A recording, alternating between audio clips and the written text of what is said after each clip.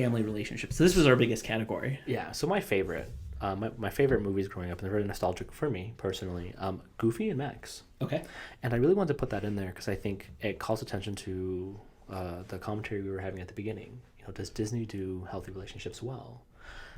I would say that as a kid, when I was watching it, it didn't look like a healthy relationship. But as I kind of rewatch it now, especially as a little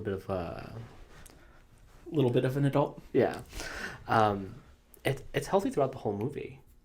There's just conflict. You're talking about the Goofy movie. Yes, the Goofy movie. Yes, sorry. And primarily the first one. Second one I think is still great, but I think the first one does a really good job of it.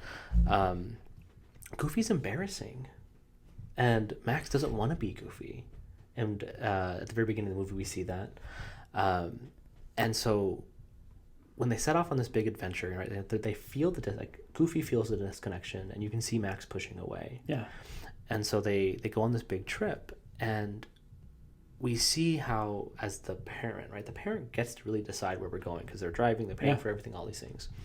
And we see how at the very beginning, he tries to take that stance, but he sees it not working. And he makes space. He adjusts for Max, and they start doing some of what Max wants to do. And we see this beautiful montage of fun and exciting moments. But like a good teenager, Max takes advantage of it. Right? He's trying to go to this concert, so he's there's this huge crossroads, right? It's go left or right. And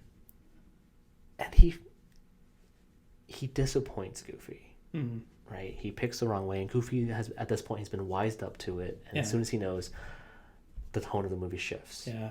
But then they have the blowout. They have this big moment where they are honest, and they can express what they both want from each other, what they both want, personally, and they make it happen, and they do it together. And I think that's that beautiful moment where at the end we have the big concert. Yeah. I was it's been a while since I've seen this movie, so I remember certain parts. Yeah, but I want to point that out because it's a family relationship that doesn't start off great, right? It's not just all positive tones. It actually shows where the infectious parts are, right? When we allow ourselves to be too disconnected, too selfish, we can see how it breaks the relationship. It makes me think of, as it was what you just said, right? That a lot of the times because toxic, right? Infectious is probably a better thing, that disconnection comes from when we want two different things. Yeah. Right? And there's nothing inherently wrong with wanting two different things. But when we're unable to own what we want and talk about it and figure out how do we navigate that, problems ensue.